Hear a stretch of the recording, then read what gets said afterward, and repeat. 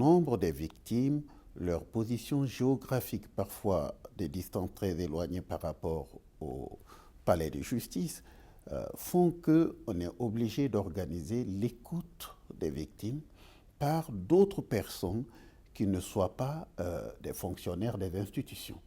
Par exemple, une association de défense des droits des femmes pourrait se déplacer pour aller écouter, enregistrer, transcrire les déclarations d'une femme violée. Déjudiciariser veut dire permettre à d'autres interlocuteurs, d'autres partenaires de prendre en charge une partie du litige pénal. Il faudrait peut-être aussi permettre que les mécanismes de réconciliation qui peuvent être initiés directement par les citoyens eux-mêmes, selon les normes de leur culture, selon les possibilités de leur tradition, puissent être mis en œuvre pour que ces mécanismes soient reconnus.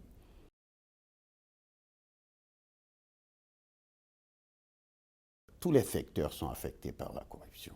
Ça va de la santé à l'école, de la justice à la police. C'est partout, les marchés publics. Tout est corrompu par la corruption. Il faut affronter ces réseaux. Les affronter, non pas avec des armes, mais avec la loi. Être rigoureux dans l'application de la loi.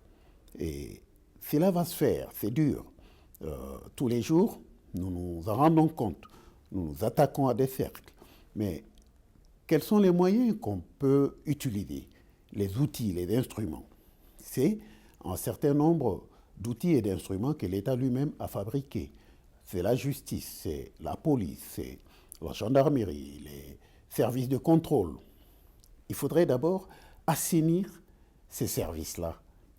En 3-4 mois, nous avons à peu près initié une trentaine de poursuites contre des magistrats et certains avocats pour pouvoir les amener à appliquer effectivement et sereinement les lois sans que leurs pratiques soient obérées par la corruption.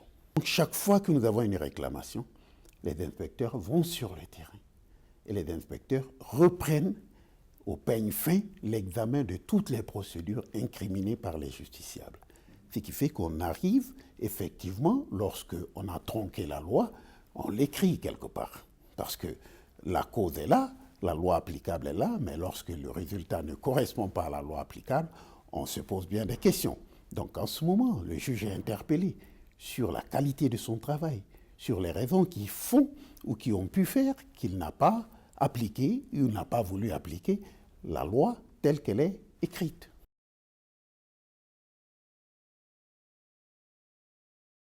Tous les Maliens n'ont pas accès à l'Internet, mais au moins dans les juridictions, il y a cette possibilité d'y accéder.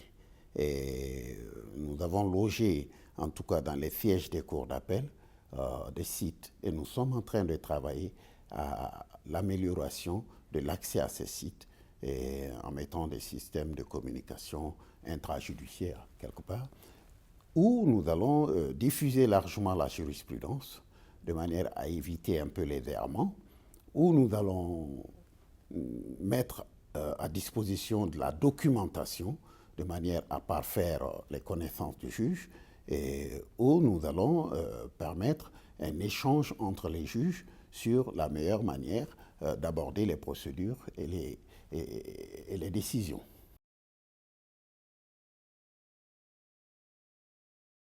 C'est vrai, les rencontres formelles sous les feux des caméras et autres sont peut-être rares, mais les contacts demeurent. Récemment, je suis venu de Ouagadougou, juste le samedi dernier avant de prendre l'avion le lundi pour ici, et j'étais en contact avec certains représentants des mouvements armés.